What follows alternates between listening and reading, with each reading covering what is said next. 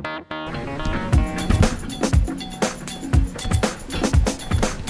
afternoon and welcome to a special edition of WIKE Nightly News. Today, we'll be going in depth about what you really need to be prepared for high school. Most other news programs cover the latest deals on clothes and school supplies. Others warn students about the dangers of bullying. While those things are important, there's more that they aren't telling you. But we are. Allison is reporting on the scene at Eisenhower Middle High School. Thank you, Kayla. I'm here with Jacob McCool, a senior at Eisenhower. He's involved in art, soccer, and cross country. Jacob, what were you least prepared for in high school? Probably the workload and the amount of useless information that I've learned in different math classes. What is something that caught you off guard? When I first got here, probably the crowded hallways. Yeah. Okay, what did the media never tell you about high school? People aren't nice. And what were you actually warned about? Not to buy elevator passes, which there's an elevator now though, and not to buy pool passes, because there's no pool. In all honesty, there are several real problems that students didn't expect to face, such as a variety of teaching methods, other students, poorly constructed desks, small lockers, insufficient funds for extracurricular activities, poor resources, inadequate free time to finish assignments, and most of all, unrealistic expectations for high school. And now to Allie for the weather. Thanks, Kayla. Outside, the weather is beginning to cool down as we delve into fall. Inside the school, things can get pretty chilly, but it's usually nice and comfortable. Did someone turn off the heat? Ugh, the dress code.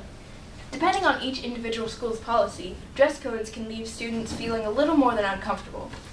Students not only want to dress in the latest fashions, they also want to wear what makes them feel good. They want to express themselves and wear something appropriate for the weather that day. Think about it. You wouldn't wear a button-up and dress slacks on a hot, humid day. Dress codes are good, to an extent. However, they can go a little overboard when deciding what is and isn't appropriate, like showing shoulders, for example. Some restrictions get students and parents heated. Recently, there was a ban placed on wearing yoga pants.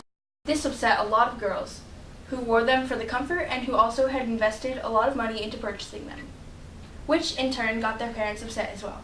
Most of the dress code restrictions are for the best, but still, it's wise to be prepared for clothes that are definitely school appropriate, even if they aren't necessarily your first choice. Back to you, Kayla. This brings us to our next topic, the hidden costs of high school. A public education is supposed to be free, right? Well, there are a lot of things that need paid for pertaining to school and school activities.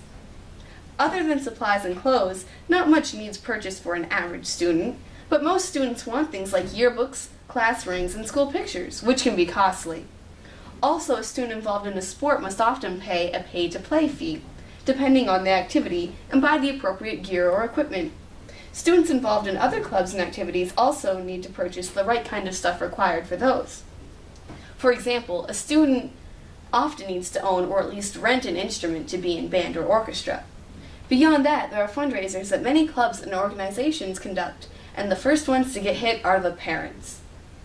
Finally, students who drive to school must first buy a parking pass. When it all comes down to it, a student who drives and is involved in one or two groups could actually be paying quite a bit.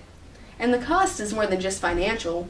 Another big thing that students find they're giving up a lot is time. Students aren't always given adequate time to complete assignments. Also, students are encouraged to participate in extracurricular activities, taking up more of their time outside of the standard school hours. Some activities and organizations are offered during the school day, creating makeup work that the students must complete. By the same token, students are expected to maintain healthy sleeping habits and attend school as often as possible. Being sick almost isn't an option. Achoo! Bless you. Class will go on without you, and you will have to find time to make it up. All in all, during the school year, it can feel like you're being scheduled for a lot more than those 8 periods. And with that, we conclude our special edition of WIKE Nightly News. We hope that we've helped you feel a little more prepared.